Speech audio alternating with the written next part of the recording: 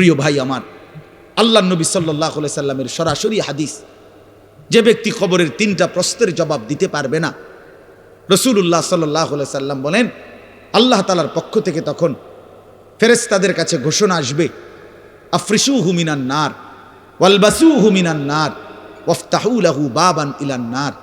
আমার এই নাফরমান বান্দার কবরে জাহান্নামের বিছানা বিছিয়ে দাও, জাহান্নামের পোশাক পরিয়ে দাও, আর জাহান্নাম বরাবর তার জন্য কবর থেকে দরজা খুলে দাও। ফেরেশতারা যখন এই কার্যক্রমটা শেষ করবে, প্রথম জাহান্নামের বিছানা বিছায় দিছে, পোশাক পরায় দিছে, জাহান্নাম বরাবর দরজা খুলে দিছে, আল্লাহ নবী সাল্লাল্লাহু আলাইহি ওয়াসাল্লাম বলেন একজন ফেরেশতা এসে তখন ফায়ুদরাবু লাহু বিমিতরাকাতিম মিন হাদিদিন, নবীজি সাল্লাল্লাহু আলাইহি সাল্লাম বলেন তখন একটা লোহার হাতুড়ি, লোহার গুর্জ, লোহার হাতুড়ি দিয়ে একজন ফেরেশতা তাকে একটা আঘাত করবে। কি আঘাত, কোথায় আঘাত করবে? সরাসরি হাদিসের শব্দ, বরবাতান বাইনা উজুনাইহি, তার 2 কান বরাবর একটা আঘাত করবে। রাসূলুল্লাহ সাল্লাল্লাহু আলাইহি সাল্লাম বলেন ফায়াসিহু সাইহাতান, ওই নাফরমান তখন এত জোরে চিৎকার করবে, ইয়াসমাউহা মান ইয়ালিহি ইল্লা সাকালাইন, মানুষ এবং জিন ব্যতীত আল্লাহর সমস্ত সৃষ্টি ওই বেঈমানের চিৎকার শুনতে পাবে। এই কবরের আযাব। ছেলেরা আমার, দোস্ত আমার, বাপ আমার, বন্ধু আমার, আপনি হাসলেও কবরে যাইতে হবে, কাঁদলেও কবরে যাইতে হবে। রাজপ্রাসাদের ওই অট্টালিকাতে যে থাকে সেও একদিন মরে যাবে, জীর্ণ কুঠিরে কুড়ে ঘরে যে থাকে সেও মরে যাবে। জীবনে যে কোনোদিন সুখ দেখে নাই, দুঃখের সাগরে, তারও মৃত্যু হবে। জীবনে যে কোনোদিন দুঃখ দেখে নাই, সুখের সাগরে ভাসছিল, তারও মৃত্যু হবে, সেও মরে যাবে। কবর নিশ্চিত, কবর নিশ্চিত।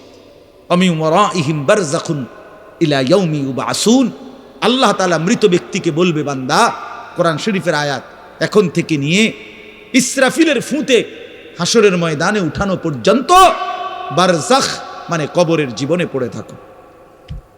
ভেবে দেখেন, ভেবে দেখেন, শুধু 1 মিনিট। আমিও ভাবি, আপনিও ভাবেন। হাদিসের মধ্যে আছে মা বাইনান নাফখাতাইন 40, প্রথম ফু দিলে জমিনের সব কিছু মাটির নিচে চলে যাবে। দ্বিতীয় ফু দিলে মাটির নিচ থেকে আবার সবাই উঠে হাসরের ময়দানে দাঁড়াবে।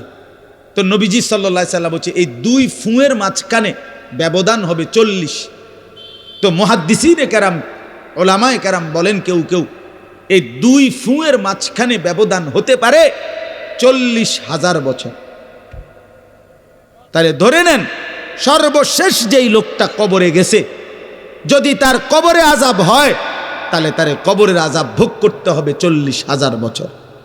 এবার বলেন তো এখন যারা মরতেছে, এবার বলেন তো রাসূলুল্লাহ সাল্লাল্লাহু আলাইহি সাল্লামের জমানায় যারা মারা গেছে, এবার আরো পিছনে যান ইব্রাহিম আলাইহিস সালামের জমানায় যারা মারা গেছে, এবার আরো পিছনে যান নূহ আলাইহিস সালামের জমানায় যেই অবিশ্বাসী বেঈমানগুলো মারা গেছে, তারা আজকে কত বছর যাবত কবরে আযাব ভোগ করতেছে। বুঝছেননি আমার কথাটা? হ্যাঁ, কোরআন শরীফে আছে ওমান আ'রাযা আন যিকরি ফাইন্না লাহু মাঈশাতান যানকা ওয়া নাহশুরুহু ইয়াওমাল কিয়ামাতি আ'মা। আল্লাহ বলেন আমার স্মরণ থেকে যে মুখ ফিরায় নিল, আমার বন্দিগি, আমার ইবাদত, আমার হুকুম পালন, আমি তার জীবন করে দেব সংকীর্ণ এবং তার হাসরের ময়দানে উঠাবো অন্ধ। এই জীবন সংকীর্ণ করার একাধিক তাফসির, এর মধ্যে একটা তাফসির হলো এইটা যে আল্লাহ জীবন সংকীর্ণ করে দিবে, মানে তার কবরের মধ্যে তার কবরটাকে একেবারে সংকীর্ণ করে দিবে। আল্লাহ রসুল বলছে নাফরমানের কবর রাইখা যখন ফেরেশতা চলে যাবে, কবর ডান পাশের মাটি তারে একটা চাপ দিবে বাম দিকে, বাম দিকের মাটি এক ডান দিকে। আল্লাহর কসম ডান পাশের হাড্ডি পাজর ভাঙ্গা ডান দিকে বাম দিকে চলে যাবে, বাম দিকের হাড্ডি পাজর ভাঙ্গা। রাসূলুল্লাহ সাল্লাল্লাহু আলাইহি ওয়াসাল্লাম বলছে, বন্ধু দেখেন হাত্তা তাখতালিফা আদলাউহু, এই 2 আঙ্গুল যেভাবে এভাবে একটার ভিতরে ঢুকে গেছে, খোদার কসম ডান পাশের হাড্ডি পাজর বাম পাশের হাড্ডি পাজর এইভাবে একটার ভিতরে ঢুকে যায়। এইটার অর্থ এটা। হ্যাঁ, রাসূলুল্লাহ সাল্লাল্লাহু আলাইহি সাল্লাম একদিন হযরত বারা ইবনে আযিব রাদিয়াল্লাহু তাআলা আনহু থেকে বর্ণিত, নবীজি একদিন এক সাহাবীর জানাজা পড়তে গেছেন। জানাজা পড়তে গিয়ে খালি কবরের সামনে কিছুক্ষণ দাঁড়াইছেন। তখনও ওনারে কবরে রাখে নাই, জানাজাও পড়ায় নাই। নবীজি আগে গিয়া কবরটার সামনে দাঁড়াইছে। হযরত বারা ইবনে আযিব বলেন, আমরা নবীজির সাথে ছিলাম। আল্লাহর নবী সাল্লাল্লাহু আলাইহি সাল্লাম কবরের খালি এই কবরে দেখা অঝরে কাঁদতে শুরু করছে। আমরা সবাই সাহাবীরা নবীজির সাথে কাঁদতে শুরু করলাম। অনেকক্ষণ কাঁইদা নবীজি চোখের পানি মুইছা আজীব কথা বলছে নবী। রাসূলুল্লাহ সাল্লাল্লাহু আলাইহি সাল্লাম সাহাবীদেরকে লক্ষ্য করে বলছে, ইয়া ইখওয়ানি লিমিসলি হাদা ফাআইদ্দু, আমার বন্ধুরা, আমার সাথীরা, এই কবরে যাওয়ার জন্য তোমরাও রেডি হও। ফাআইদ্দু, তোমরাও প্রস্তুতি নাও, অচিরেই তুমি আমি সবাই এই কবরেই পৌঁছে যাইতে হবে। রাসূলুল্লাহ সাল্লাল্লাহু আলাইহি সাল্লাম বলছে, প্রিয় বন্ধু আমার, জওয়ান সাথী আমার, সামান্য এই কয়েকটা দিনের জওয়ানি নষ্ট না করা, নষ্ট না করা, কোনোভাবেই নষ্ট না করা। তো এই জন্য বললাম, এই সূরা মুলক এটা আল্লাহ তাআলা অত্যন্ত ফজিলতপূর্ণ একটি সূরা। রাসূলুল্লাহ সাল্লাল্লাহু আলাইহি সাল্লাম বলছেন এটা কবরের আযাব থেকে রক্ষা করবে। এই সূরা নিয়মিত তাফসীরের মধ্যে আমি নিজে পড়ছি, তাফসীরে কুরতুবিতে আছে। আল্লাহর নবী সাল্লাল্লাহু আলাইহি সাল্লাম বলেন, লাওয়াদিত্তু, নবীজি বলেন আমার দিলের আশা, আমার দিলের তামান্না, আমার উম্মতের প্রতিটা মুমিন তার কলিজার ভিতরে, তার জবানে এই সূরা মুলক থাকুক, সূরা মুলক থাকুক। অর্থাৎ রাসূলুল্লাহ সাল্লাল্লাহু আলাইহি সাল্লাম বলতেন, আমার প্রতিটা মুমিন বান্দা উম্মত যেন এই সূরা মুলক তেলাওয়াত করে, যেন কবরের আযাব থেকে রক্ষা পায়। নবীজি 5 ওয়াক্ত নামাজের পরে, আল্লাহর কসম ভাই, এখানে অনেক ওলামায়ে কেরাম আছে, আপনি জিজ্ঞাসা করে, নবীজি 5 ওয়াক্ত নামাজের পরে, সরদার দু আলম নবীর তো কোনো গুনাহ নাই, তিনি নিষ্পাপ, তিনি তো জান্নাত উদ্বোধন করবেন। আনা আউয়ালু মান ইয়াকরাউ বাবাল জান্নাহ, নবী বলছে আমি সেই মুহাম্মদ যে প্রথম জান্নাতের দরজা আমি নাড়ব, জান্নাতের কড়া নাড়ব আমি মুহাম্মদ। ভেতর থেকে ফেরেশতা বলবে, আপনি কে? আমি বলবো মুহাম্মদ। ফেরেশতা বলবে, আনতাজিরুলাক, আমি তো আপনার অপেক্ষাই করছিলাম, আপনি আসবেন বলেই তো অপেক্ষায় ছিলাম, আপনি উদ্বোধন করে দিলেই তো বাকিরা ঢুকবে। তো সেই নবী যিনি জান্নাত উদ্বোধন করবেন, তিনি 5 ওয়াক্ত নামাজের পরে ভাইয়া প্রতিদিন তিনি যেই কথাটা দোয়া করতেন, এর মধ্যে একটা দোয়া এটা, আল্লাহুম্মা ইন্নী আউযু বিকা মিন আযাবিল কবর ওয়া মিন ফিতনাতিল কবর ওয়া মিন ফিতনাতিল মাসীহিদ দাজ্জাল ওয়া মিন ফিতনাতিল মাহইয়া ওয়াল মামাত। আল্লাহ, আমি কবরের আযাব থেকে পানাহ চাই। নবীজি নিজে বলতেন, নবীজি নিজে বলতেন। প্রিয় ভাই, বাবা আমার, চলেন সবাই নিয়ত করি, নিজেকে গুনাহ থেকে বাঁচানো দরকার, নিজের আল্লাহর নাফরমানি থেকে বাঁচানো দরকার। আল্লাহ তাআলা বলেন, ইন্নাল্লাযীনা ইয়াখশাউনা রাব্বাহুম বিল গায়ব, আমি আল্লাহকে না দেখে, আমার কথাগুলো আখিরাত সম্পর্কিত, এগুলোকে না দেখে যারা আমি আল্লাহকে ভয় করে, আখিরাতকে ভয় করে, জাহান্নামকে ভয় করে, কবরকে ভয় করে, আল্লাহ বলেন, তাফসীরের মধ্যে লিখছে, ভয় করে মানে হলো গুনাহ বর্জন করে। কোন ব্যক্তি আল্লাহকে ভয় করে, খোদার কসম, এই কথার অর্থ হলো গুনাহ ছেড়ে দেয়। যে গুনাহ ছেড়ে দেয় সে আল্লাহকে ভয় করে, যে আল্লাহকে ভয় করে সে গুনাহ ছেড়ে দেয়। কোনো নাফরমান আল্লাহকে ভয় করে না, আল্লাহকে ভয় করলে গুনাহ করতে পারে না। বুঝেন নাই বাংলা কথাটা? এটা কাগজের এই পিঠ ও পিঠ, কাগজের এই পিঠ ওই পিঠ। এই পিঠে যদি লেখা আছে আল্লাহর ভয়, তো ওই পিঠে লেখা থাকবে গুনাহ বর্জন। যে গুনাহ ছেড়ে দেয় সে অটোমেটিকলি আল্লাহকে ভয় করে, যে আল্লাহকে ভয় করে সে গুনাহ বর্জন করে। এজন্য তাকওয়ার অর্থ আল্লাহর ভয়, এটার প্রথম অর্থ হইল গুনাহ বর্জন। মান খাশিয়ার রহমান, আল্লাহকে ভয়, এটার প্রথম অর্থ গুনাহ বর্জন, গুনাহ বর্জন। আমার শায়েখ আল্লামা মুফতি মুশতাকুন নবী সাহেব সব সময় চিল্লায় মাহফিলে, অনেক সময় আহাজারি করে বলে যে বাপ গুনাহ আগুন, গুনাহ আগুন, গুনাহ আগুন। প্রতিটা গুনার পিঠে, ওই পিঠে আগুন আছে। নারীর প্রতিটা বেপর্দা দৃশ্যের মধ্যে খোদার কসম আগুন জ্বলে। ওই সিনেমার নর্তকীর শরীরে আগুন জ্বলে, ওই নায়িকার শরীরে আগুন জ্বলে, মোবাইলের ওই অস্থির ছবির মধ্যে আগুন জ্বলে, মদের আড্ডায় আগুন জ্বলে, জুয়ার আড্ডায় আগুন জ্বলে, সুদের টাকায় আগুন জ্বলে, ঘুষের টাকায় আগুন জ্বলে, বেপর্দা নারীর শরীরে আগুন জ্বলে। ওইটা রূপ না, ওইটা আগুন, ওইটা জাহান্নাম, ওইটা জাহান্নাম। আল্লাহ তাআলা বলেন ইন্নাল্লাযীনা ইয়াখশাউনা রাব্বাহুম বিল গায়ব। আল্লাহ তাআলা বলেন আমার যেই বান্দারা আমার আখিরাত, আমার জাহান্নাম, আমার পরকাল, আমার কবর, এই কথাগুলোকে ভয় করে, আমি আল্লাহকে ভয় করে, না দেখে আল্লাহ বলেন আমি ওয়াদা দিলাম লাহুম মাগফিরাতুম ওয়া আজরুন কাবীর, আমি তাদের পেছনের সব গুনাহ মাফ করে দেব, আর আমার সবচেয়ে বড় পুরস্কার জান্নাত দিয়ে দেব। এরপরে আল্লাহ বলেন ওয়া আসিররু কাওলাকুম আবিজহারু বিহি ইন্নাহু আলিমুম বিজাতিস সুদূর। মানুষের তিনটা অবস্থা কথার ক্ষেত্রে, মানুষ তার অভিব্যক্তির ক্ষেত্রে তিনটা অবস্থা হয়। মানুষ কখনো জোরে কথা বলে, মানুষ কখনো আস্তে কথা বলে গোপনে, আর কখনো মানুষ অন্তরে জল্পনা কল্পনা করে, ঠিক না? এই তিনটাই অবস্থা।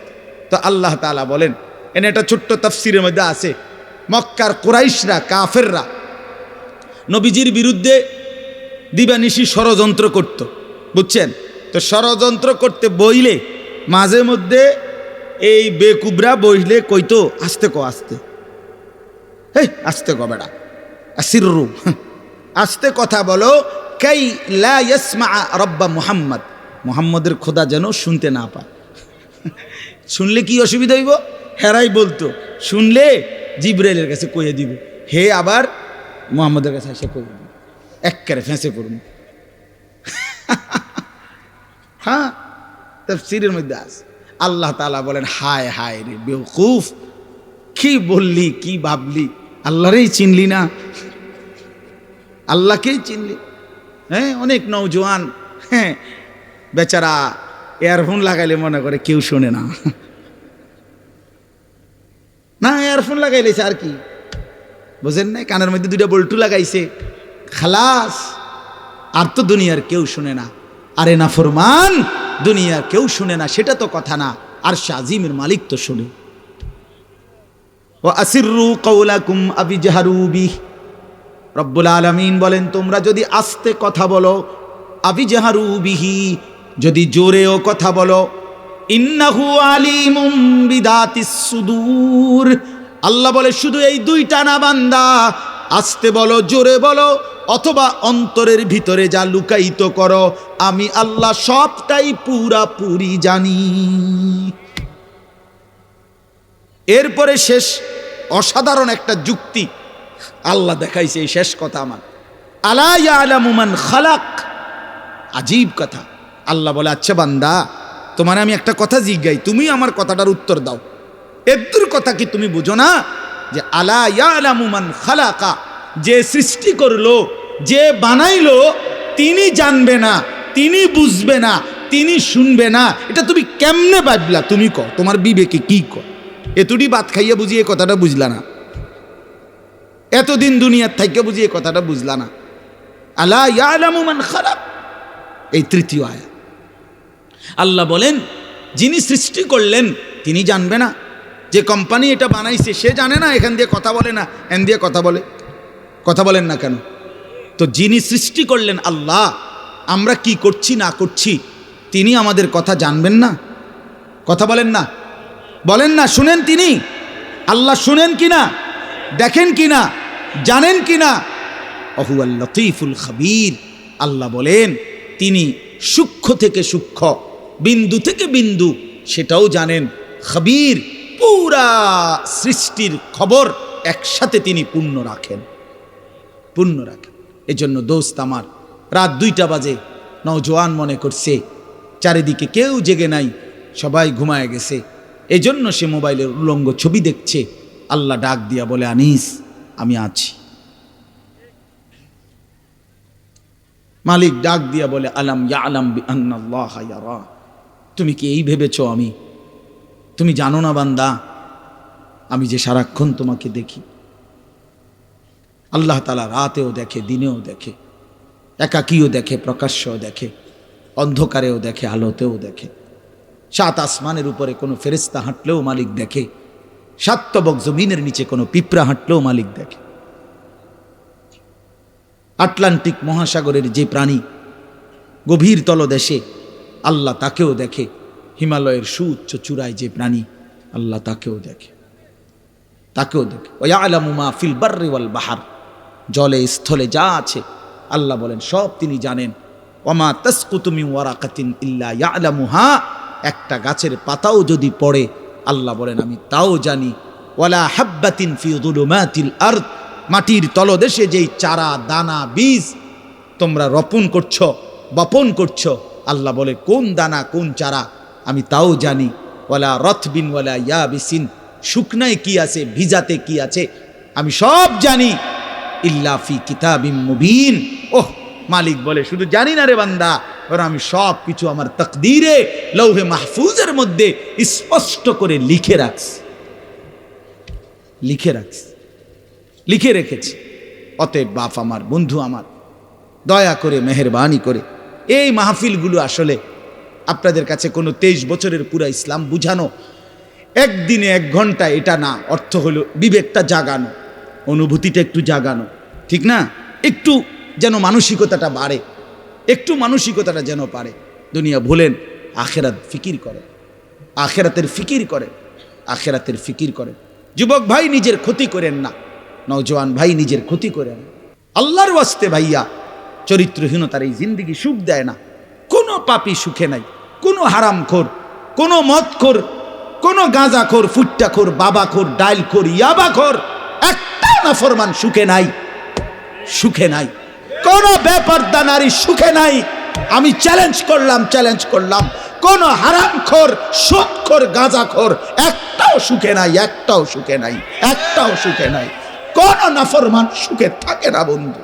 সেজদাতে সুখ আছে, আল্লাহকে ডাকলে সুখ আছে, মালিকের সেজদায় সুখ আছে। এজন্য চলেন ইনশাআল্লাহ, নিয়ত করি আল্লাহকে ডাকবো ইনশাআল্লাহ।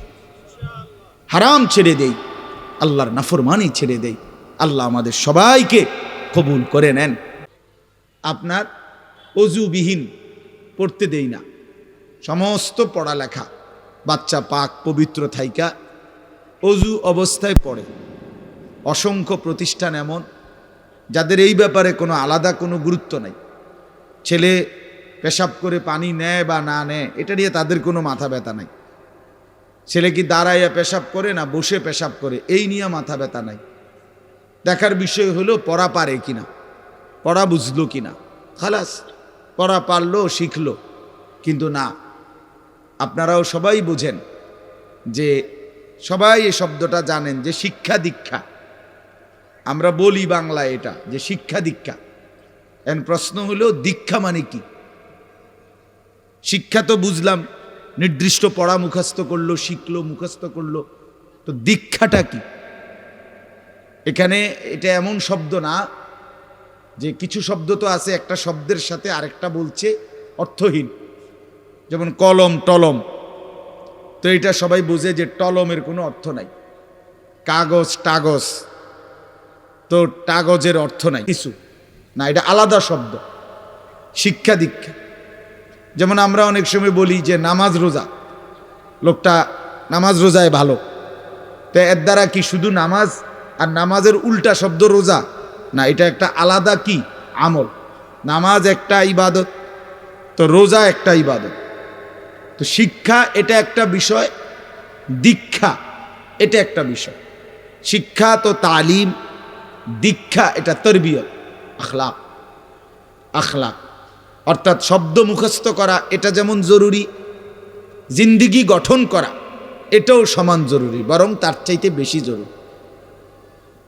এজন্য আমাদের ফেনীর একজন বড় বুজুর্গ আলেম আছেন, ফেনী জামিয়া রশিদিয়া মাদ্রাসার হজরত মাওলানা মুফতি শহীদুল্লাহ দামাত বারাকাতুহুমুল আলী, বাংলাদেশের অনেক বড় একজন বুজুর্গ আলেম। হজরতের মাদ্রাসা ফেনীতে, সেই মাদ্রাসা একটা মাদ্রাসায় কওমি মাদ্রাসা, সেখানে প্রায় 6 থেকে 7 হাজার ছাত্র পড়ালেখা করে, প্রায় 200-র উপরে উস্তাদ আছে, 200-250 হবে। তো এই জন্য বললাম যে হজরত সবসময় বলে যে পড়া মেধা অনুপাতে কম বেশি হইতে পারে, কিন্তু আখলাক বরাবর হইতে হবে। আখলাক, ছাত্র মেধাগত যোগ্যতার কারণে কেউ রুল নাম্বার 1, কেউ রুল নাম্বার 10, কিন্তু আদব আখলাক বরাবর বরাবর হওয়া চাই। আমরা এটা খুব খেয়াল করি না। আজকে সবাই মনে করে বাচ্চার পড়ালেখা হচ্ছে, ঠিক আছে, পড়তেছে, যাইতেছে, আসতেছে, ছেলেটা পড়তেছে, রেজাল্ট আসছে, কিন্তু আখলাক কোথায়? যে ছেলেটা কখনোই প্রস্রাব করে টয়লেট পেপার ব্যবহার করে না, দাঁড়িয়ে বসে প্রস্রাব করার ক্ষেত্রে কোনো পার্থক্য করে না, তো তার আখলাক, তার জীবন গঠন হইল কই? শব্দ না মুখস্থ হইল? শব্দ না মুখস্থ হইল? যে ছেলেটা তার মোবাইলের মধ্যে রাত দিন নাচ গান ছবি জিনা ব্যভিচারের দৃশ্য অথবা শুধু শুধু অনর্থক মোবাইলটা টিপলো, তো পড়া তো মুখস্থ করলো, কিন্তু আখলাক কই হইল? আখলাক কই হইল? 3 বছরের বাচ্চার হাতে মোবাইল দিয়ে দিছে, 2 বছরের বাচ্চার হাতে অভিভাবক মোবাইল দিয়ে দিছে, মানে খামখেয়ালির এক জিন্দিগি। এক সন্তান গঠন কিভাবে করতে হয় মুসলমান তাও জানে না, তাও জানে না। বাচ্চাকে টেলিভিশনের হাতে তুলে দিছে, টেলিভিশন দেখে দেখে শেখো। বাচ্চাতে সমবয়সীদের হাতে তুলে দিছে যে সমবয়সী বন্ধুদের সাথে আড্ডা দিতে দিতে যা শেখো শেখো। এটা কখনোই কি না, নিয়ম না।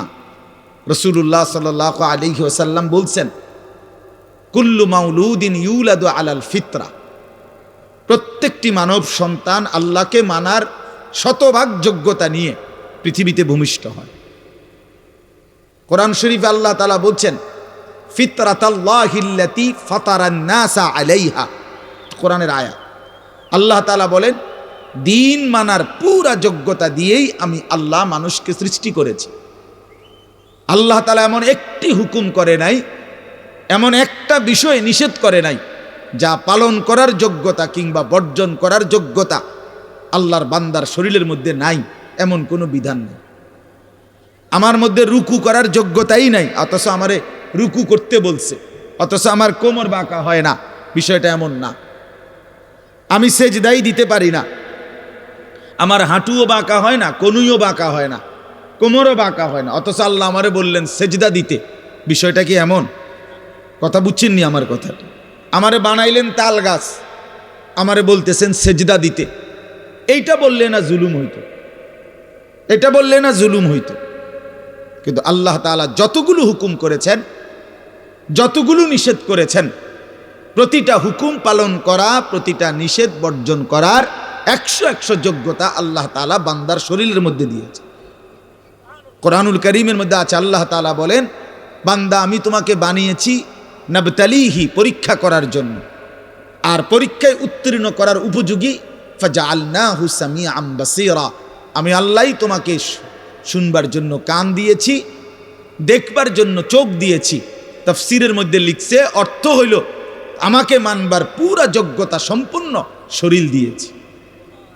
ওযু, গোসল, নামাজ, রোজা, হালাল হারাম, পাক নাফাক সব কিছু বান্দা পালন করতে পারবে এমন যোগ্যতা দিয়ে তারে মানুষ বানাইছে। মানুষ হইবার পরে, মুসলমান হওয়ার পরে কেউ যদি বলে আল্লাহর এই হুকুম পালন করা আমার পক্ষে সম্ভব না, তাহলে এটা হইতে পারে তুমি ছাগল, মানুষ না। তুমি গরু ছাগল ছাড়া আর কিছু না, তুমি মূলত হাইওয়ান। ইনসান হইলে পারতা, তুমি যদি মানুষ হইতা তা ঠিকই পারতা, তুমি যদি মানুষ হইতা তো পারতা। মূলত তুমি নিজের মানুষ এই পরিচয় ভুলে গেছো। তো এই জন্য বাপ আল্লাহ নবী সাল্লাল্লাহু আলাইহি সাল্লাম বলেন, ফাআবাওয়াহু ইউহাব্বিদানিহি আও ইউনাসসিরানিহি আও ইউমাজ্জিসানিহি, মা বাপ সন্তানকে ইহুদি বানিয়ে দেয়, অথবা খ্রিস্টান বানিয়ে দেয়, অথবা অগ্নি পূজক বানিয়ে দেয়। সরাসরি হাদিস, বাবা মা নষ্ট করে দেয় সন্তান। রাসূলুল্লাহ সাল্লাল্লাহু আলাইহি সাল্লাম বলছে, বাবা মা 3 বছরের বাচ্চাটা ছোট্টবেলা থেকেই ঘরে টেলিভিশন দেখে, রঙিন সিনেমা দেখে, নাটক সিনেমা দেখে, তারে এটা শিখাইবার ক্ষেত্রে কে ব্যবস্থা করে দিল? তার মা বাপ। এ তো 3 বছরের বাচ্চা বাজার থেকে কিনে আনে নাই, টেলিভিশনে এত বড় এটা তো বাচ্চাটা আনে নাই, এটা তো তার অভিভাবক আনছে। এই 3 বছরের বাচ্চাটারে কার্টুন দেখার জন্য, গেমস খেলার জন্য এত বড় মোবাইলটা, এটা তো তার বাবাই দিছে, অথবা তার মা, তার দুলা ভাই, তার বড় ভাই, তার চাচা, এমন কেউ একজন তার হাতে তুলে দিছে। এজন্য আমি সবসময় বলি, যেই মা বাপ, অভিভাবক সন্তানের, অপ্রাপ্তবয়স্ক সন্তানের হাতে এই বড় মোবাইলগুলো তুলে দেয়, এই মা বাবার চাইতে বড় জালেম আর কেউ নেই। ওরা নিজ হাতে সন্তানকে গলা টিপে হত্যা করে ফেল, ধ্বংস করে দিল, বরবাদ করে দিল, বরবাদ করে দিস। অসংখ্য অভিভাবক আমাদেরকেও তো বলে, বাচ্চা হুজুর খায় না, ঘুমায় না, বাচ্চা মোবাইল না দেখতে না দিলে খায়ও না, ঘুমায়ও না, কান্দে, শুধু কান্দে কান্দে। তার এই বদ অভ্যাস কে বানাইল? আর দ্বিতীয় কথা হইল, কান্দলে কি হয়েছে? কোনো বাচ্চা যদি কান্দে, তো কান্দলে কি মরে যায় মানুষ? তো হেতে কান্দুক, কান্দলে কি হয়েছে? কানতে কানতে সে একসময় থেমে যাবে। 3 বার পরে, 4 বারের পরে সে বুঝে নিবে যে এটা আমারে দিবে না। কথা বোঝেন নাই? কাঁদতে কাঁদতে নইলে 3 বার কাঁদলো, 4 বার কাঁদলো, 10 বার কাঁদলো, একটা পর্যায়ে সে বুঝবে যে এটা আর আমারে দিবে না, এটা আমারে দিবে না। এই জন্য বাপ আমার এটা খেয়াল করা চাই। আমি এই কথাটা শুরু করছি এই কথার থেকে যে কোরআন সুন্নাহর ইলমের জন্য আদব জরুরি। এক তো আপনি শুনলেন প্রতি সপ্তাহে জুমার বয়ান হয়, ইমাম সাহেব কইতে পারবো, ইমাম সাহেব কি কয়, আমনে আমনের মতো, হুজুর হুজুরের মতো না। এই শুধু এতটুকুর জন্য আসা যাওয়া, আল্লাহর কথা শোনা, যে কি শুনলাম কিছুই বুঝলাম না, নিজের জন্য কিছুই গ্রহণ করলাম না, এটা ইনসাফ না। আল্লাহর কোরআন জিন্দিগি বদলাবার জন্য, আমাদের জীবনের পরিবর্তনের জন্য আসছে, পরিবর্তনের জন্য। কোরআনুল কারীমের প্রতি অক্ষর নূর, কোরআনুল কারীমের প্রতি অক্ষর হুদান, হেদায়েত, কোরআনুল কারীমের প্রতি অক্ষর মাউইজা, উপদেশ, কোরআনুল কারীমের প্রতি অক্ষর বুশরা, সুসংবাদ, কোরআনুল কারীমের প্রতি অক্ষর বাসায়ের, অন্তর্দৃষ্টি সম্পন্ন জ্ঞান, কোরআনুল কারীমের প্রতি অক্ষর আহসানাল হাদিস, সর্বশ্রেষ্ঠ কথা, কোরআনুল কারীমের প্রতি শব্দ মুতাশাবিহান, সাদৃশ্যপূর্ণ, কোরআনুল কারীমের প্রতি শব্দ মাসানি, বারবার তেলাওয়াতকৃত, পাঠকৃত। কোরআনুল কারীমের অসংখ্য বৈশিষ্ট্য আল্লাহ তাআলা কোরআনে উল্লেখ করেছেন। মা ফাররাতনা ফিল কিতাবে মিন শাই, আল্লাহ বলেন একটা বিষয়ের আলোচনা আমি বাদ দেই নাই কোরআনের মধ্যে। ওয়া নাযালনা আলাইকাল কিতাবা তিবয়ানান লিকুল্লি শাই, বন্ধু আমি আপনার উপরে যে কোরআন নাজিল করেছি তার সমস্ত কিছুর বিস্তারিত বর্ণনা। এই জন্য বদনসিব ওই সন্তান, ওই অভিভাবক দুর্ভাগা, যে মুসলমান পরিচয় দেওয়ার পরেও নিজ সন্তানকে আল্লাহর কোরআন দেখে দেখেও পড়তে জানে না।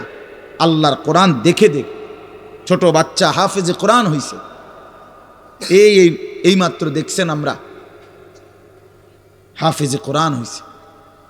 মুসলমানের সন্তান আল্লাহর কোরআন 30 পারা কলিজার মধ্যে গ্রহণ করছে। আর কি পরিমাণ দুর্ভাগা মুসলমান! আল্লাহর দেওয়া চোখ, আল্লাহর দেওয়া জিহ্বা। আল্লাহ কোরআনে বলছে আলাম নাজআল লাহু আইনাইন, বান্দা আমি কি 2টা চোখ দেই নাই?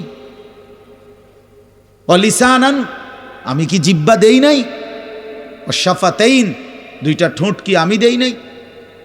হাসরের ময়দানে আল্লাহ তাআলা জিজ্ঞেস করবে, বান্দা আমার দেওয়া 2টা চোখ, আমার দেওয়ার জিহ্বা, আমার দেওয়া ঠোঁট, এত লক্ষ কথা বললা, এত কিছু দেখলা, এত শব্দ উচ্চারণ করলা, পৃথিবীর কত লক্ষ কথা তুমি জীবনে বললা, অথচ আমার কালাম, সর্বশ্রেষ্ঠ আসমানি কিতাব, মালিকের এই কোরআন, এটা একটু দেখে দেখেও পড়তে পারো না, এর চাইতে বড় বদনসিব আর কে হইতে পারে? এজন্য আমি পরিষ্কার বলি সবসময়, আল্লাহর কোরআন যেই মুসলমান দেখে দেখেও শুদ্ধ পড়তে পারে না, আমার দৃষ্টিতে ওই লোকটা বোবা। আপনি বোবা, মূলত দোস্ত তুমি বোবা। বাকি কথাগুলো না বললেও চলতো। বাকি কথাগুলো না বললেও চলতো, এই পৃথিবী ভোগ করা যেত। বোবা মানুষ যারা, তারা কথা না বলতে পারলেও ভাতও খাইতে পারে, ঘুমও যাইতে পারে, পেশাব পায়খানাও করে, বিয়েও করে, বোবা মানুষের বাচ্চা কাচ্চাও হয়। এরকম দেখছেননি কখনো? না, কথা বলেন না কেন? তাহলে বোবায়ও তো পৃথিবী ভোগ করে। তাইলে বোঝা গেল দুনিয়ার এই ভাত মাছ বিয়া বউ, দুনিয়ার এই যৌন চাহিদা পূরণ আর পেশাব পায়খানার ঘুম, এটুকুর জন্য কথা না বললেও চলতো, অন্ধ হইলেও চলতো, অন্ধ হইলেও চলতো। চোখে না দেখলেও কত মানুষ পৃথিবী ভোগ করতেছে। তাহলে যে জবান আল্লাহর দেওয়া, যে চোখ আল্লাহর দেওয়া, সেই মালিকের কালাম দেখে দেখেও পড়তে পারলাম না। 16 বছর বাচ্চাটা পড়লো, অথবা আপনি পড়াইলেন, একবারও ভাবলেন না, হায় আমার সন্তানকে আমি কি পড়াইলাম? একবারও মনে করলেন না? বাপেরই কি হইল, সন্তানের বা কি হলো? হায় মুসলমান, বাপও তো ছিল মুসলমান, ছেলেটাও তো মুসলমান। না বাপের একবার মনে পড়লো, না ছেলের একবার মনে পড়লো, না মায়ের একবার মনে পড়লো, না ছেলেটার একবার মনে পড়লো যে আমার মালিকের কোরআন পড়তে পারি না। পৃথিবীর কত পড়া, দরকারি বেদরকারি মিলাইয়া পৃথিবীর বাকি সমস্ত পড়ালেখার মধ্যে প্রয়োজনীয় অপ্রয়োজনীয় কথার মিশ্রণ। কিছু কথা দরকারি আছে, কিছু কথা বেদরকারি আছে। সমস্ত বাংলা বইয়ের মধ্যে দরকারি কথাও আছে, বেদরকারি কথাও আছে। ইংরেজি বইয়ের মধ্যে দরকারি কথাও আছে, বেদরকারি কথাও আছে। কথা বলেন? হ্যাঁ, রোদ হচ্ছে, বৃষ্টি হচ্ছে, খেকশিয়ালের বিয়ে হচ্ছে, এটা কোনো দরকারি কথা হলো? এটা কিছু শিখার কিছু? এটা হাট্টিমা টিম টিম তারা মাঠে পারে ডিম, এটা কি? এটা কোনো শিখার কিছু? হ্যাঁ, আগডুম বাগডুম ঘোড়া ডুম সাজে, আগডুম কি বাগডুম কি? তার বাপের 14 গোষ্ঠী কইতে পারবো নি আগডুম কি, যে লিখছে এটা? অনর্থক কথা।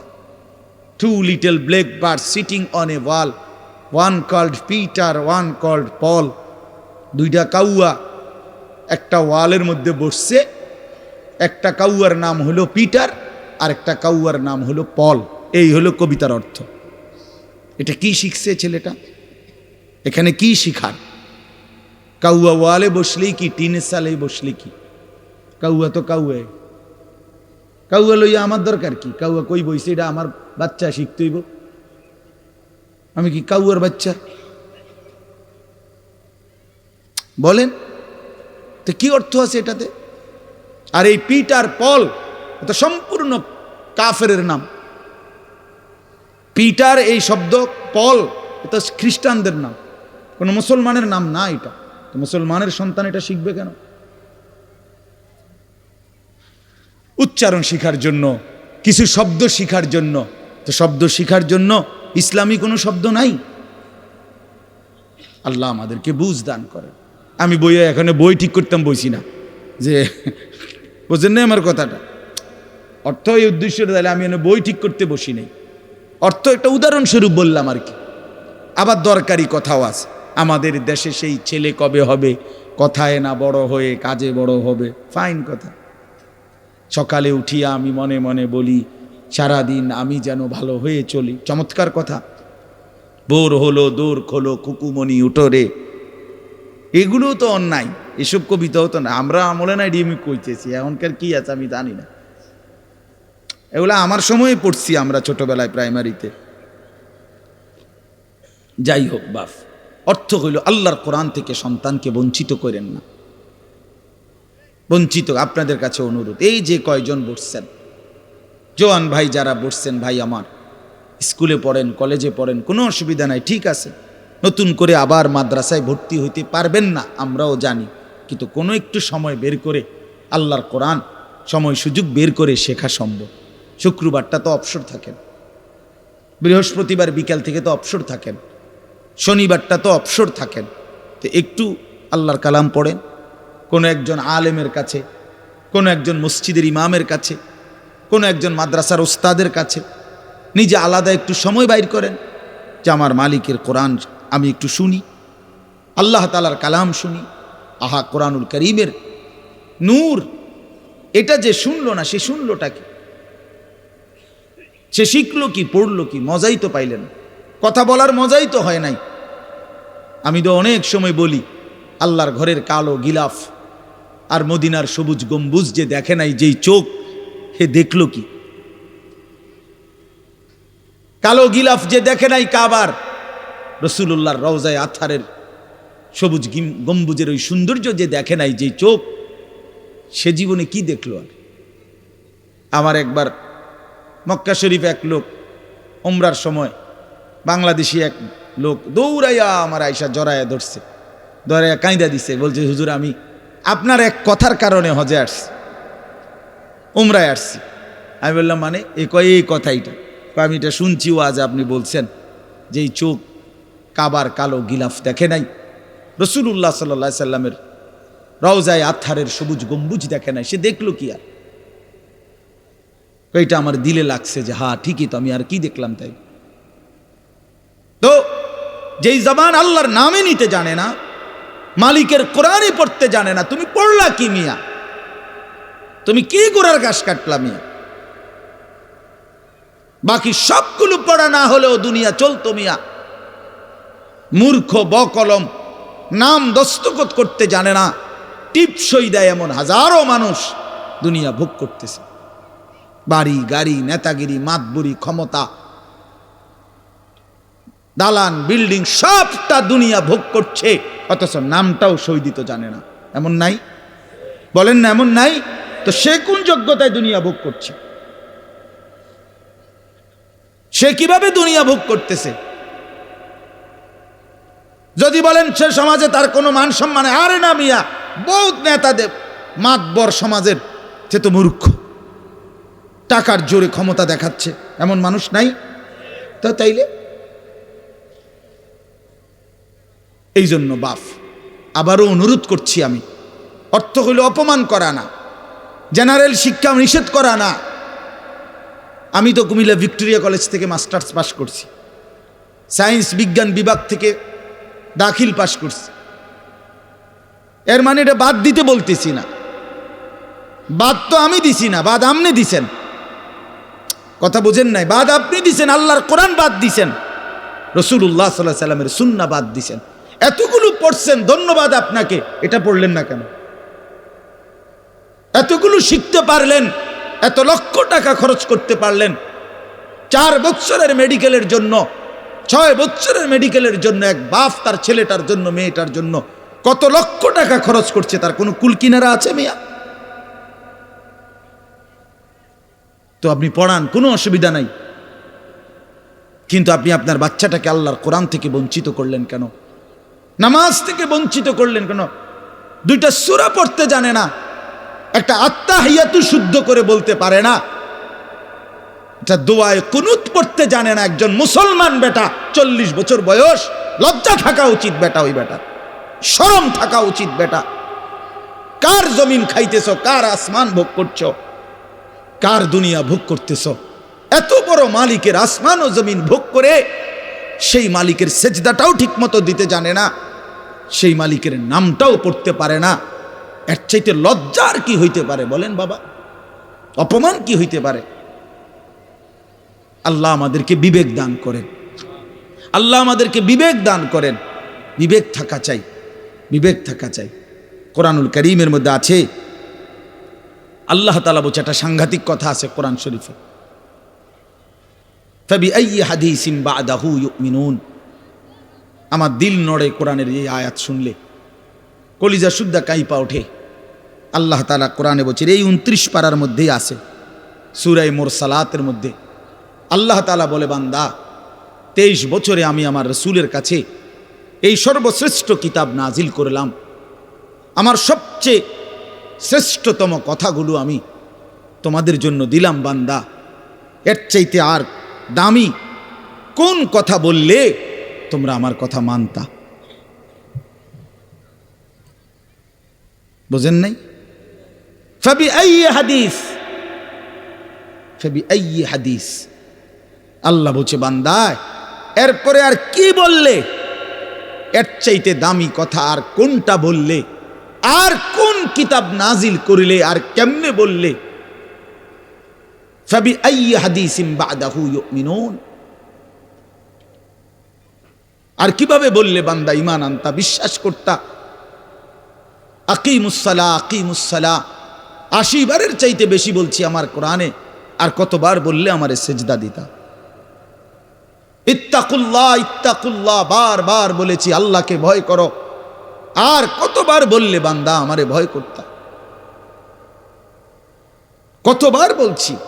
আল্লাহ বলবেন, রাসূলুল্লাহ সাল্লাল্লাহু আলাইহি সাল্লাম বাপ আমার, বন্ধু আমার, নওজোয়ান সাথী আমার, মনে রাখবেন, বিশ্বাস করেন, রাসূলুল্লাহ সাল্লাল্লাহু আলাইহি সাল্লাম হাসরের ময়দানে অসংখ্য উম্মতকে জিজ্ঞেস করবে।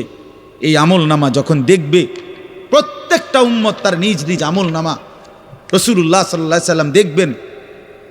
এই আমল নামা দেখে নবী জিজ্ঞেস করবে, উম্মত 23টা বছর একটানা আমি কেঁদেছি উম্মত, 23 বছর তোদের জন্য আমি কেঁদেছিলাম। এমনও রাত গেছে সারা রাত উম্মতের জন্য আমি কেঁদেছি, সারা রাত দোয়া করছি উম্মতের জন্য। তায়েফের পাথরের আঘাতে পিঠ চালনির মতো ছিদ্র বানায় ফেলছি, পেটের কষ্টে, ক্ষুধার কষ্টে 14 দিনের চাইতে বেশি পেটে 2টা পাথর বাইন্দা ক্ষুধার কষ্ট হজম করছি। উহুদের দান দান শহীদ করা রক্তে আমি বেহুশ হয়ে আমি পড়েছিলাম। সেই নবী আমি আর কত কাঁদলে, আর কত রক্ত ঝরাইলে উম্মত তুমি আমার কথা মনে করতা, তুমি আমার কথা ভাবতা। আল্লাহ নবী সাল্লাল্লাহু আলাইহি ওয়াসাল্লাম যখন এটা জিজ্ঞেস করবেন, তখন কি জবাব হবে বাপ? বলেন, ইনসাফের কথা বলেন। কি মনে করছেন? সুপারিশ? হাসরের ময়দানের সুপারিশ মানে কি? মুখে বিড়ি, সিগারেট, চেহারায় রাসূলুল্লাহ সাল্লাল্লাহু আলাইহি ওয়াসাল্লামের সুন্নাত নাই, 50 বছর ধরে সুদের লেনদেন, কোনো দিন 5 ওয়াক্ত নামাজ আদায় করেন নাই, স্ত্রী বেপর্দা, ঘরের মধ্যে প্রতিদিন রঙিন টেলিভিশন চলতেছে। এই অবস্থায় কবরে যাইবেন, আর হাসরের ময়দানে দাঁড়াইলেই নবীজি সুপারিশ করে আপনারে বেহেশত দিয়া দিবেন। বিষয়টা মামুর বাড়ি না, বিষয়টা মামুর বাড়ি মনে করছেন আপনি। এটাকে কি মনে করলেন আপনারা? রাসূলুল্লাহ সাল্লাল্লাহু আলাইহি সাল্লাম সুপারিশ করবেন, এর কোনো নিয়ম কানুন নাই, কোনো বিধি নিষেধ নাই, আইন কানুন নাই। হাউজে কাউসারের পানি, এটা কি 10 টাকার পানির বোতল মনে করছেন? রাসূলুল্লাহ সাল্লাল্লাহু আলাইহি সাল্লাম বলেন, 1 ঢোক পানি পান করলে আর কোনো দিন বান্দা তৃষ্ণার্ত হবে না। এতটা আজিমুস শান দামি, এমনি এমনি দিয়ে দিবেন? এটা এমনি এমনি দিয়ে দিবেন? দয়া করে ভাবতে শিখেন, নিজের ভালো বোঝেন, নিজের ভালো, নিজের ভালো। আমি যেই সূরাটা পড়ছি, এই সূরাটার নাম হলো সূরা মুলক, 29 নম্বর পারা, কোরআনুল কারীমের 67 নম্বর সূরা। এই সূরাটার নাম হচ্ছে সূরা মুলক। এই সূরার 3টি আয়াত 12, 13, 14, এই 3টি আয়াত আমি আপনাদের সামনে রাখতে কষ্ট হয়।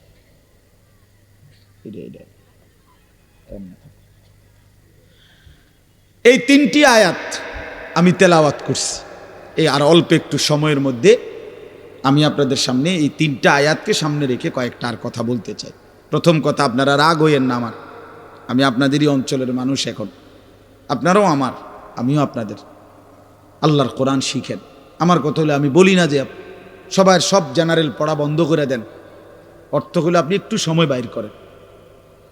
কথা, যারা চাকরি করেন, ব্যবসা করেন, বুড়া মানুষেরও অনেক বয়স্ক লোক কইলে, হুজুর না আর কইয়া লাভ নাই, এই বয়সও নাই, বিড়ি খাই না বয়স আছে। হ্যাঁ মাশাআল্লাহ, বিড়ি খাইতে কইলে চা দোয়ানে গপ মারুন না, বয়স ঠিকই রয়েছে অন। হ্যাঁ, অখনো টেলিভিশন 3 ঘন্টা চাইতে কইলে মাশাআল্লাহ কাকুর শরীরে বল আছে। মানুষের বেডির নাচ দেখবো, এতে কোনো লজ্জা শরম নাই। দুনিয়া ভোগ করতে বললে, ভাত খাইছে মাত্র, এখন যদি বলেন আবার আপেল খাইবেন নি, হদ পেঁয়াজু খাইবেন নি, চা দোকানে গেছে আর আবার খাবে। দুনিয়া পুরাটা ভোগ করবে। 90 বছরও দুনিয়া ফুরায় না, 90 বছরও আখেরাত মনে পড়ে না। আফসোসের ব্যাপার মিয়া। আল্লাহ বলছে কোরআনে, আলাম ইয়ানি লিল্লাযীনা আমানু আন তাখশা কুলুবুহুম লিযিকরিল্লাহ। এই আমার ইমানদার বান্দা, আমায় আল্লাহর ভয়ে, আমার স্মরণের জন্য, আমার বন্দিগির জন্য তোমার দিলটা নরম হওয়ার সময় আজও কি হয়নি বান্দা? 365 দিনে খোদার একটা বছরে যে কোনো দিন ফজরের নামাজ পড়লা না যুবক, তোমারে যেন আল্লাহ ডেকে বলে, হায় বান্দা, তাহলে কি আর কোনো দিন নামাজ পড়বা না? 30 বছর ধরে যে কোনো দিন সুদের লেনদেন ছাড়লেন না, হারাম রোজগার করেই গেলেন, আল্লাহ তাআলা যেন ডেকে বলে, বান্দা, তাহলে এই নাফরমানি কি আর কোনো দিন ছাড়বা না বান্দা? সিদ্ধান্ত নিয়ে ফেলছো তাইলে আজীবন সুদের উপরেই থাকবা, আজীবন মিথ্যার উপরেই থাকবা। তাহলে কি বান্দা এই ফয়সালা নিয়ে ফেলছো? আজীবন কাস্টমার ঠকাইয়েই যাইবা, ওজনে কমই দিয়ে যাবা। তাহলে কি এই ফয়সালা নিয়ে নিছো তোমার বিবি আজীবন বেপরদাই থাকবে? তোমার ঘরে অহরহ প্রতিনিয়ত রঙিন টেলিভিশন চলবে নিয়মিত, এই ফয়সালা তোমার? ঠিক আছে বান্দা, কুলু ওয়া তামাত্তাউ কালিলান ইন্নাকুম মুজরিমুন। কোরআন শরীফের আয়াত। আল্লাহ বলছে, নাফরমান বান্দা, খাও, দুনিয়া ভোগ করো কিছুক্ষণের জন্য, শুধু মনে রেখো ইন্নাকুম মুজরিমুন, তুমি কিন্তু পাপী। এই কথাটা শুধু মনে রাখো, বাকিটা পরে হইব, ভাত খাও। হ্যাঁ হ্যাঁ, কোরআন শরীফের আয়াত এটা। কুলু ওয়া তামাত্তাউ কালিলান ইন্নাকুম মুজরিমুন। আল্লাহ যেন বলে 8টার সময় যেই নাফরমান নাস্তা খাইতে বসে, আল্লাহ বলে, বান্দা খা, কোনো অসুবিধা নাই, শুধু মনে রাখিস বেঈমান, ফজরের নামাজ পড়ো নাই। কথা কান শুধু মনে রাখো, পরে হইব অন খাও। রাত 10টা বাজে যেই নাফরমান ভাত খাইতে বসছে, আল্লাহ তাআলা যেন ডাক দিয়ে বলছে, বেঈমান খা, ভাত খা, খানা আমি আটকাইতাম না, শুধু মনে রাখিস এশার নামাজ পড়স নাই, ভাত খা বেঈমান। খানা আটকাবো না, খানা আমি জন্তু জানোয়াররাও খাওয়াই, তোরে খাওয়াবো না কেন? খানা আমি কুকুর বিড়ালরেও খাওয়াই, খানা আমি গরু ছাগলরেও খাওয়াই, তোরে দেব না কেন বান্দা? খা, শুধু মনে রাখবি ইন্না আ'তাদনা লিল কাফিরিনা সালাসিলা ওয়া আগলালাম ওয়া সাইরা। আল্লাহ বলে, প্রতিটা নাফরমানের জন্য আমি রেডি রাখছি আগুনের শিকল এবং আগুনের বেড়ি এবং জাহান্নামের আগুন। 1 নাম্বার 70 জিরাআন, 70 হাত লম্বা আগুনের শিকল দিয়ে জাহান্নামীকে হাসরের ময়দানে আল্লাহর ফেরেশতা বান দিবে। 1 2 নাম্বার 2টা হাত। দোস্ত দেখেন শুধু আমার দিকে, সূরা ইয়াসিনে আছে, ইন্না জাআলনা ফি আ'নাকিহিম আগলালান ফাহিয়া ইলাল আদকানি ফাহুম মুকমাউন। এটার অর্থ হলো এই যে হাসরের ময়দানে প্রত্যেকটা পাপী নাফরমানকে ফেরেশতা 2 হাত আলগি দিয়া এইভাবে ঘাড়ের সাথে বান দিয়া ধইরা, এই 2 থুতনির নিচে 2 হাত এভাবে দিয়া এইভাবে বান দিয়া, আল্লাহর কসম, রব্বে কাবার কসম করে বললাম, এইভাবে বান দিবে। আর কোনোদিন বেঈমান চোখটাও নিচের দিকে নামাইতে পারবে না, কারণ এই থুতনি তো উঠাই দিছে উপরের দিকে, এটা দিয়ে ঠেলা দিয়া। এটা অর্থ হলো আগলা আলাম। এই আয়াতের সূরা ইয়াসিনের এই আয়াতের অর্থ এটাই, ইন্না জাআলনা ফি আ'নাকিহিম আগলালান। আল্লাহ বলছে, বান্দা আমি দেখাবো। আল্লাহ ডাক দিয়ে বলে, ভাই আমারও তোমারও, জওয়ানকেও বুড়োকেও। আল্লাহ বলে, বান্দা কি মনে করছো আমি রহমান না? ঠিক আছে, তুমি কি এটা শোনো নাই আমি যে কাহ্হার? তুমি তো শুনছো আমি রাহিম, তুমি কি শোনো নাই আমি জব্বার? আমি যুনতিকাম, আমি প্রতিশোধ গ্রহণকারী, আমি সারিউল হিসাব, দ্রুত হিসাবকারী, আমি জব্বার, আমি প্রবল প্রতাপান্বিত, কাহ্হার, আমি মুতাকাব্বির, আমি বারি। তুমি জানো না? আমার একটা নাম শুনলা, আমার দয়ার নামটা শুনলা, আমি যে শাস্তি দেব সেটা শোনো নাই? কি ভাইয়া, কোরআনুল কারীমের মধ্যে জান্নাতের বর্ণনা যেমন আছে, জাহান্নামের বর্ণনা নাই? কথা বলেন না কেন? তো সেগুলো কার জন্য? সেগুলো কার জন্য? মা সালাকাকুম ফি সাকার ক্বালু লাম নাকু মিনাল মুসাল্লিন।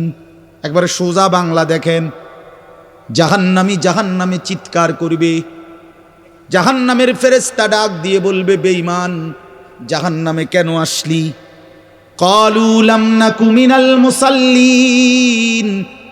নাফরমান বলবে, বন্ধু ফেরেশতা ভাই, আমি দুনিয়াতে নামাজি ছিলাম না। কি ছিলাম না? সরাসরি কোরআনের আয়াত। আল্লাহ বলেন, ওয়াইলুন ইয়াউমাইদিল লিল মুকাদ্দিবিন।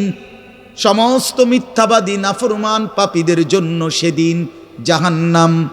যদি বলেন কেমন নাফরমান মাওলা? আল্লাহ বলেন, ওয়া ইদা কিলা লাহুমুর কাউ লা ইয়ারকাউন। দুনিয়ায় এই নাফরমানকে যতবার বলা হয়েছিল রুকু করতে, সেজদা করতে, নামাজ পড়তে, বেঈমান নামাজ পড়ে নাই, এজন্য জাহান্নাম। কোরআনুল কারীমে আল্লাহ বলছেন, কাল্লা ইদা বালাগাতিত তারাকি। নাফরমানের মৃত্যুর সময় যখন আসবে, মালাকুল মউত আজরাইল তারে যখন ডাক দিবে, আইয়াতুহান নাফসুল খাবিসা। প্রতিটা পাপী নাফরমানের জান কবজের সময় আজরাইল যখন ডাক দিয়ে বলবে, হে খবিস আত্মা বের হ, উখরুজি, বের হ। আত্মাটা বের হতে চাইবে না। আল্লাহর নবী বলেন, কসম বাবা, নবীজি বলে মালাকুল মউত আজরাইল খপ করে ধইরা কলজা থেকে রুহুটা একটা টান দিয়া ছিঁড়া ফেলবে, একটা টান দিয়া ছিঁড়ে ফেলবে। এরপরে রুহুটা কণ্ঠনালীর কাছে এসে আটকায় যাবে। কাল্লা ইদা বালাগাতিত তারাকি। তারাকি মানে কণ্ঠনালী। ফালাউলা ইদা বালাগাতিল হুলকুম ওয়া আনতুম হিনা ইদিন তানজুরুন। এটার অর্থ এটাই। হুলকুম মানে এই কণ্ঠনালী। বের হতে চাইবে না রুহু। আজরাইল তখন ধৈরে টাইনা হেসরাইয়া ছিঁড়া ছিন্ন ভিন্ন করে বেঈমান নাফরমানের কলজা ছিঁড়া ফেলবে, রুহু ছিঁড়া ফেলবে, এরপরে শরীর থেকে বের করে নিয়ে আসবে। আরে বন্ধু, এই কোরআনে আছে, আল্লাহ নিজে বলছে এমন নির্মম মৃত্যু হলো কেন? এই নাফরমানের মউত এত কঠিন হলো কেন? তার কলজা ছিঁড়া ফেলছে, রুহু ছিঁড়ে ফেলছে, এমন মৃত্যু হলো কেন? আল্লাহর কসম বাপ, আমারেও বলি, আপনারেও বলি, আল্লাহ কোরআনে সরাসরি বলছে এমন ভয়ানক মৃত্যু হলো কেন? ফালা সাদ্দাকা ওয়ালা সাল্লা। কারণ এই নাফরমান আমি আল্লাহর কথায় বিশ্বাস করে নাই, ওয়ালা সাল্লা, এবং নামাজ পড়ে নাই, নামাজ পড়ে নাই, নামাজ পড়ে। হ্যাঁ, বেনামাজি সন্তান মনে রাখো, বাদুগা খাইতে এলে খুব মাতবর, মোবাইল একখান টিপে, মোটরসাইকেল একখান চালায়। হ্যাঁ, বাহ বাহ বাহ বাহ বাহ বাহ বাহ। আর কি, আর ধরে কে? আমার একটা মোটরসাইকেল আছে, আমার একটা মোবাইল আছে, আমার কিছু বন্ধু আছে যারা আমার সারাক্ষণ অসৎ সঙ্গ দেয়। যখনই আমার সমস্ত নাফরমানি মন চায়, কিছু অসৎ বন্ধু মিলে যায়, যে বন্ধুরা আমার সারাক্ষণ চরিত্রহীনতা শিখায়, অসভ্যতা, নোংরামি, অশ্লীলতা, বেহায়াপনা শিখায়। এমন কিছু বন্ধু যার মিলে গেছে, একটা মোটরসাইকেল মিলে গেছে, একটা মোবাইল মিলে গেছে, তো নারীর ছবি, আড্ডা, জিনা, ব্যভিচারের দৃশ্য, মদের আড্ডা, জুয়ার আড্ডা, নারীর আড্ডা, নারীর আলাপ, অথবা মোবাইলের অশ্লীল ছবি দেখা, এই জিন্দিগি মুসলমান। এর জন্যই আল্লাহ তাআলা আমাদেরকে মুসলমানের ঘরে বানাইছিলেন। এজন্যই আমার বাবা মুসলমান, এজন্যই আমার মা মুসলমান। ওফো, আল্লাহ আপনি মাফ করে দেন। ইনসাফের সাথে ভাইবেন। অনেক নওজোয়ান ভাই, সবাইরে অনুরোধ করলাম, দোস্ত আমার, ইনসাফের সাথে ভাইবেন, নিজেরে নষ্ট করেন না। ছেলেরা আমার, ভাইয়া নিজেরে নষ্ট করো না ভাই, নওজোয়ান ভাই নিজেরে নষ্ট করো না।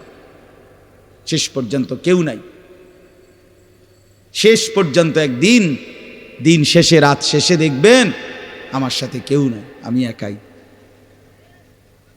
আমি একাই। একদিন কবর আমারে সব সম্পর্ক ছিন্ন করে দিবে, একদিন মৃত্যু আমাকে সব ভুলায় দিবে, সব ভুলায় দিবে। তো এই সূরাটার নাম হলো সূরা মুলক। এটা কোরআন শরীফের অত্যন্ত ফজিলতপূর্ণ একটা সূরা। মাত্র 30টা আয়াত এই সূরার মধ্যে। আল্লাহ নবী সাল্লাল্লাহু আলাইহি ওয়াসাল্লাম বলছেন, এই সূরাটি যে নিয়মিত তেলাওয়াত করবে, আল্লাহ নবী বলেন তুমজিহি মিন আযাবিল কবর, এই সূরা মুলক তাকে কবরের আযাব থেকে রক্ষা করবে। এটাই সূরার ফজিলত। এজন্য আলহামদুলিল্লাহ উলামায়ে কেরাম, আমাদের মাদ্রাসাগুলোর তালিবে ইলম এবং আল্লাহওয়ালা বুজুর্গানে দ্বীন সব সময় রাত্রিবেলা ঘুমের আগেই এই সূরা মুলক তেলাওয়াত করে। এই 4-5 মিনিট সময় লাগে, কিন্তু এই সূরার বড় ফজিলত হলো আল্লাহ নবী সাল্লাল্লাহু আলাইহি সাল্লাম বলেন এই সূরা কবরের আযাব থেকে রক্ষা করবে, কবরের আযাব থেকে রক্ষা করবে। আমার ভাই, আমার বন্ধু, রাসূলুল্লাহ সাল্লাল্লাহু আলাইহি সাল্লামের অগণিত হাদিস এ কথার প্রমাণ করে যে কবরে আযাব হবে। হাসরের আযাব তো আছেই, জাহান্নামের আযাব তো আছেই, কবরেও আযাব হবে। মেন বিচার তো হবে হাসরের ময়দানে, তার আগেই আযাব হবে কবরে। আপনারা সহজ বাংলায় বুঝবেন, আসামি যখন ধরে ফেলে তখন মামলার হিয়ারিং তো চলে, মামলার শুনানি তো চলে, কিন্তু সে কারাগারে ঠিকই আটকায় রইছে। কারাগারের কষ্ট যন্ত্রণা সে হাজতি হিসাবে ভোগ করতে থাকে। আবার যখন মামলার রায় হয় তখন সে আবার আসামির পরে হিসাব পড়ে, কিন্তু কষ্ট লাঞ্ছনা এটা তো তার শুরু হয়ে যায়। যদিও এখনো বিচার শেষ হয় নাই, বিচার প্রক্রিয়াধীন, 10 দিন, 50 দিন, 20 দিন, 1 মাস পর পর মামলার ডেট পরে শুনানি হয়, কিন্তু সে তো থাকে কারাগারে, সে তো থাকে কারাগারে। তো আল্লাহ পাক রব্বুল আলামিন বলেন নাফরমান সে তো হাসরের ময়দানে বিচার হবে চূড়ান্ত, কিন্তু কবর থেকেই আযাব শুরু, কবর থেকেই আযাব শুরু। রাসূলুল্লাহ সাল্লাল্লাহু আলাইহি সাল্লাম খুব বেশি হাদিসের মধ্যে আছে, একজন বিখ্যাত সাহাবী, আপনারা সবাই ওনার নাম জানেন, ইসলামের 3য় খলিফা হযরত ওসমান রাদিয়াল্লাহু তাআলা আনহু। কিতাবের মধ্যে আছে, আমরা নিজে আত-তাযকিরা, আমার কাছে কিতাব আছে আরবি, ইমাম কুরতুবী রাহমাতুল্লাহ আলাইহির লিখিত কিতাব, ওখানে আছে হযরত ওসমান রাদিয়াল্লাহু তাআলা আনহু যখন কোনো কবরের সামনে দাঁড়াইতেন তো প্রচণ্ড কাঁদতেন, ভীষণ কাঁদতেন, হাত্তা ইয়াবুল্লা লিহিয়াতাহু, কাঁদতে কাঁদতে উনার দাড়ি ভিজে যেত। তো ওনার সাথীরা জিজ্ঞেস করতেন, হযরত আপনি জাহান্নামের কথা বললেও এত কাঁদেন না, অথচ কবরের দেখলে এভাবে কাঁদেন কেন? তো তিনি বলতেন, ইন্নাল কবরা আউয়ালু মানাজিলিল আখিরা, শোনো কবর হচ্ছে আখিরাতের প্রথম ঘাঁটি। ফা ইন নাজা মিনহু ফামা বাদাহু আইসারু মিনহু, যদি কোনো ব্যক্তি এই কবরের ঘাঁটিতে বাইচা যায় পরবর্তী সবগুলো ঘাঁটি তার জন্য সহজ। ওয়া ইন লাম ইয়ানজু মিনহু ফামা বাদাহু আশাদ্দু মিনহু, এই কবরে এই ঘাঁটিতে যে জিততে পারবে না, বাঁচতে পারবে না, তো পরবর্তী সবগুলো ঘাঁটি তার জন্য তার চাইতে বেশি কঠিন। এই কথার কারণে আমি ভয় পাই, কবর দেখলে আমার মনে পড়ে, হায় আমি এই কবরের আযাব থেকে বাঁচব কিনা, এই ভয়ে আমার কাঁদতে থাকি। তো এরপরে তিনি বলছেন, হযরত উসমান রাদিয়াল্লাহু তাআলা আনহু বর্ণনা করেন যে আল্লাহর নবী সাল্লাল্লাহু আলাইহি সাল্লাম বলছেন, আমার ভাই খেয়াল করে শুনেন, নবীজি নিজে বলছেন, আল্লাহ রাসূল সাল্লাল্লাহু আলাইহি সাল্লাম জীবনে কোনোদিন একটা শব্দ বানায়া বলছেন? কথা বলেন। অতিরিক্ত বলছেন, বেশতি বলছেন, শুধু ভয় দেখানোর জন্য বলছেন না, তামাশা করে বলছেন? এটা আপনাদের ইয়াকিন তো? কথা বলেন না। আল্লাহ নবী সাল্লাল্লাহু আলাইহি সাল্লাম বলেন, মা রাআইতু মানজারান কাত্তু ইল্লা ওয়াল কবরু আফজাউ মিনহু। রাসূলুল্লাহ বলেন, হযরত ওসমান বর্ণনা করেন যে আমি নবীজির জবানে শুনছি, নবীজি বলছেন, হে আমার উম্মত, আল্লাহর কসম উম্মত, কবরের চাইতে অধিক ভয়ানক কোন আযাবের দৃশ্য আমি রাসূল মুহাম্মদ দেখি নাই, আমি দেখিনি। রাসূলুল্লাহ সাল্লাল্লাহু আলাইহি সাল্লাম বলছেন।